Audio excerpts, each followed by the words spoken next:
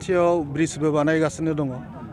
जों गोदोनिफ्रायनो बे जायगाखौ खोब मोजां मोनबोबाय थाखादों। आङो बेवहाय एसे भिडिअ हिसाबै गोबावसैबो साख्रि मावनायाबो फारसेथिंजाय बे ओनसोलनि रायजो राजाफोरा बेखौ सायख'दों, बेखौ बिथांमोनखौ धन्यबाद होनांगोन।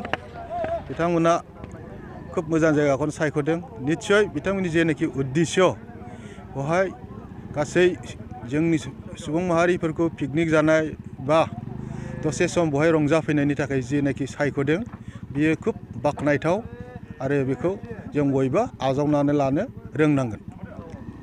जोंनि गेजेराव सार लोंनाय जानाया गोबां बारा जायो पिकनिकनि नामाव, बेनि सायाव सारा मा बुंनो सानो मानसिफोरा? आं बेखौनो खावलायगोन, नंगौ सैथो खोथा। जोंनि दानि फैबाय थानाय गथ'फोर, स्टुडेन्टसफोर बिसोरो जानाय लोंनाय बा स्पेसियेलि लोंनायनि खेथ्रआव बारा जागासिनो दङ। खालि टाउननि नङा, गामियावबो। गामिफ्राव जों एखमबा थाङोबा नुहैयो बोराइफोरनिख्रुइ सेंग्राफ्रासो सोर सोरनाव जौ संनाय दं बिसोरसो रासिन मिथिगौ। खिन्थु बेफोर मोजां लक्षन नङा। नोंथांमोन इलेक्ट्रिक मिडियानि जेनाखि रिपर्टार नोंथांमोनाबो अनेक जायगानिफ्राय अनेक इनफरमेसन मोनो। एकदम बे सैथो। जोङो हागौमानि लोंनायनिफ्राय गोजानाव थानांगौ।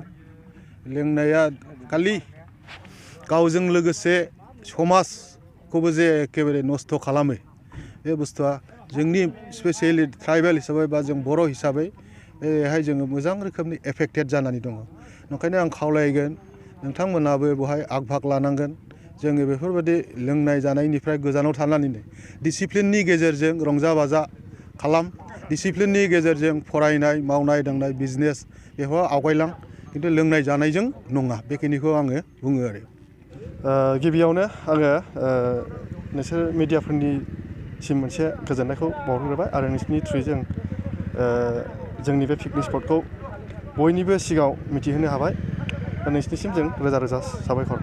आरो दालांनि खेथ्रआव जों दा पिकनिक स्पटआव फैनायनि थाखाय जों दालांखौ जों एक्सट्रायै बानायना होनाय जाबाय।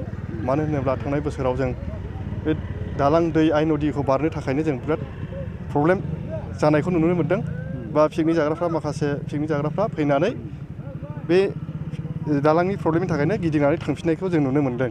आरो बिनिखायनो जों देग्लाय बे बोसोराव जों बे आइ नदि माने आइ दैखौ बारनायनि थाखाय जों मोनसे दालां बानायना होनाय जादों आरो। दा बेजों फैनानै डाइरेक्ट सिदा फैनानै पिकनिक स्पटआव हाबफैनो हागोन। आरो बेजों लोगोसे गुबुन मोनसे दंबावो, बे जेनेरेल पाब्लिक माने रायजो राजा थाबायग्रा, लामानि मानसि थाबायग्रा मोनसे दंबावो। बेजों फैयालासिनो जोंना पिकनिकनि थाखाय आलदा, पिकनिकआव फैनो थाखाय आलदा बेजों फैनाय जागोन। बेजों जों फिस एक्सट्रा लानाय नङा आरोखि। बियो पिकनिक फिसावनो जाफागोन। बेयाव जोंहा माने आलदा फिस गैया आरोखि दालांनि थाखाय। बेखेवनाय हाबाफारिजों नोंथांमोना दिनै मोनाबिलि देंखो, हारिमु देंखो लादों। सोर फैमारगोन खेबसे फोरमायहरनो हाबावगोन नामा अननानै?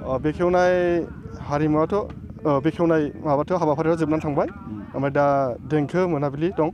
दा देंखो मोनाबिलियाव देंखो हारिमु आफादाव दा नुजाफैगोन फुखन बर' आरो बेजों लोगोसे मनिसा मोसाहारि आरो लक्ष्मि ब्रह्म आरो फुंबिलि बसुमतारी आरो बिग्राय ब्रह्म, बेबो डान्सार। बिग्राय ब्रह्मआबो एक्टर आरो। दिनैनिफ्राय बेखेवबाय, ओमफ्राय दावबायारि बा पिकनिक जाग्राफोरखौ दिनैनिफ्राय फैनो हासिगोन नामा खावलायगोन? बेयो दिनैनिफ्राय फैनो हागोन, माने दिनैथ' कालसारेल नाइट दं। दा बे कालसारेल नाइटखौ बयबो नायफैनो हागोन दिनै। आरो दिनैथ' पिकनिक जानाय नङा रावबो, गाबोननिफ्राय फैनो हासिगोन आरो बयबो पिकनिक जानो। दिनैनि हारिमु मोनाबिलियाव लोंनाय जौ फाननाय मानायखौ माबायदि? जों बेखौ गोख्रैनो बन्द' खालामनाय जादों। मानो होनोब्ला बेखौ सरखारनिफ्रायनो बेखौ बन्द' खालामहरनाय जाखादों। आरो सरकारा मा बिथोन होदों जों बेखौनो मावगोन। जों बेबायदि सोलिलांगोन आरोखि। पिकनिक जानो फैग्राफ्रा जौफोर लोंनो गोसोबा लाना फैनांगोन। बाव फाननाय जानाय नङा। बेयावथ' फाननाय जानाय नङा, अर्डार होआखै। बे न'आव लोंना फैनायखौ जों जेबो बादा होआ। खिन्थु जौ फैनानै गोदाव सोराव बे लोंनानै गोदाव सोराव जागोन, बेखौ जों जोंनिफ्राय बिराद बादा दं आरोखि। एक्सन लानाय जागोन।